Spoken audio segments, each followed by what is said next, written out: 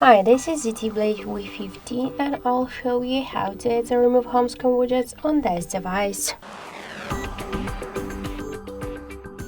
So first we should hold for a while the home screen with our finger, and then after that you'll see here the widgets icon.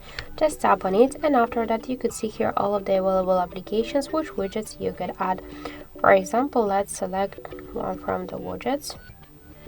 So let's add the Gmail one, or for example let's use the calendar one.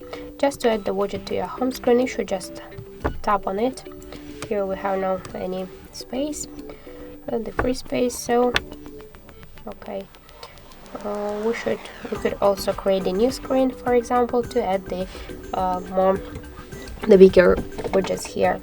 So if you want to move widgets on the screen or between the screens, you should just hold and drag it.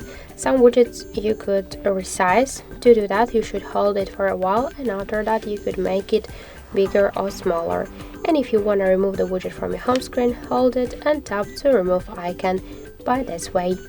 So thank you guys for watching, and if you like this video, leave thumbs up and subscribe.